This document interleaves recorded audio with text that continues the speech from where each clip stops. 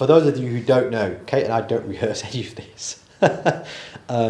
We come up with We don't even topics, tell each other the topic typically before, of the morning of the shoot, as we have done today. That's why I got stitched up to do one about football. So.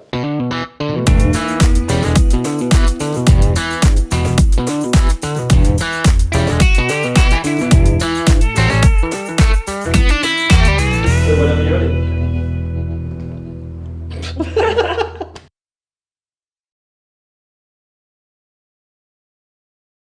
Welcome back everyone to the latest Kate and Assad Do Business videos. This week we are talking about competing on value, not on price. Now, I'm going to qualify this a little bit because back in the day, when I first started out in business, my approach was the opposite of what I say it should be now. And it was very much a case of competing on price. Looking back, I think maybe it was right at the time, maybe it was wrong at the time. You're just starting out, you want to get your kind of base right, you want to get a few customers on board, bit of money coming in, and so on and so forth. So I used to come up with some wacky ideas and send email marketing out, and we'll do this for 10% and we'll do this for 8%. And Give you a clue, that stuff would have made me cringe. Oh, I know it would have. I know it would have. It makes me cringe now. But at the time, it felt like a great idea. And I think maybe it's part of the learning curve. It's part of the learning curve. You know, every crappy idea you have leads you to the next good idea. Maybe not crappy at the time. So no, they were crappy at the time. I can admit that. I can admit that. But I have a phrase. It's a very common phrase. Everyone uses it. It's nothing to do with me, the phrase. But decision is easy when value is clear. And I think when you put a proposal forward to a customer, they look at, what do they look at, Kate? They look at your experience, they look at the time frame you can deliver in, they look at price, of course, and they look at various variants within your proposal before making a decision. Yeah. Back in the day, and I think a lot of people still do it now as well, but what I would do is I would have a ridiculously low, in our business, day rate to try to win the business, because I thought maybe we haven't. You did that. Yeah, I'm talking very early days. Yeah, okay. Very early days. You know, maybe because I was subconsciously thinking that we don't have the experience we need.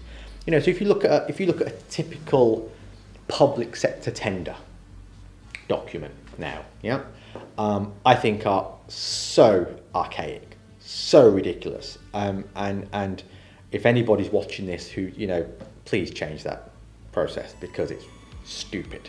It doesn't allow the little guys to stand a chance 9 times out of 10. That's a different topic altogether. But, you know, they'd look at your experience, your this, your that, and then 50% of the weighting is on price. And so if 50% of their decision making is going to be based on price, then 25% on you know, references, or 20% on experience, and 10% on methodology, or whatever it is. Bottom line, they're putting a hell of a lot of emphasis on the price.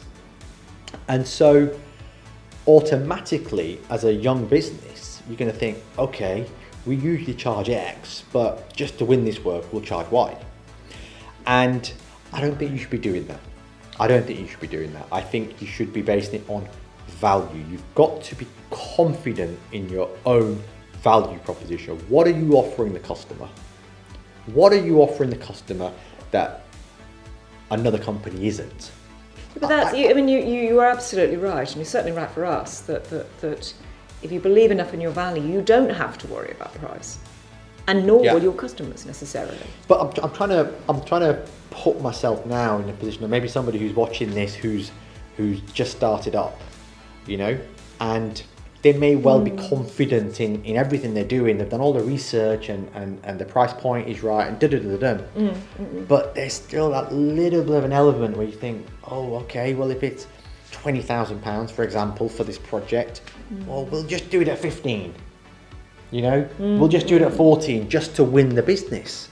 And I'm trying to kind of now, this isn't obviously don't do much prep, as you can probably tell in these vlogs. But I'm trying to think if at a new startup level for a business,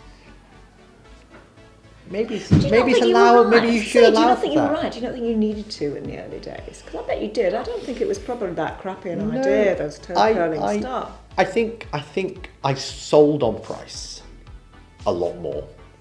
I think I sold on price, and that automatically becomes valid because people look at experience, people look at who's doing the work, people look at how long you've been in business. But you know, most people will look at price. But that is a valid way to do business, isn't it? I mean, you've got to differentiate. It's a perfect valid strategy. Yeah. To be a price differentiator. Everybody knows that. Yeah.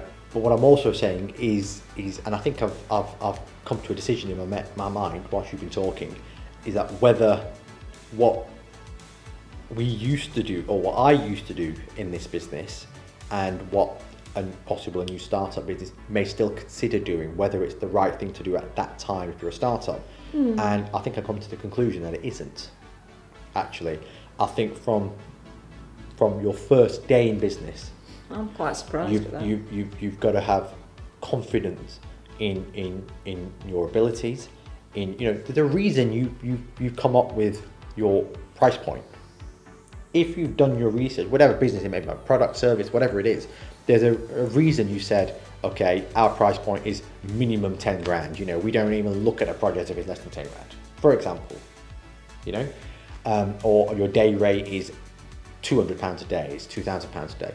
There's a reason you've come up with that. Per item price. Per item, yeah. And I think you then got to have confidence in your research and why you've come up with that price point and stick with it. I think it's massively important not to overinflate your prices because you're in a strong position and you're greedy. Your value is so much. Your value in your customers' minds is so much. Yep. And I think there is a massive danger if you're at a point where you're doing well in business, or perhaps it's just adjustment to peaks and troughs in demand, right? Where you overinflate. Now, for me, I want to stick.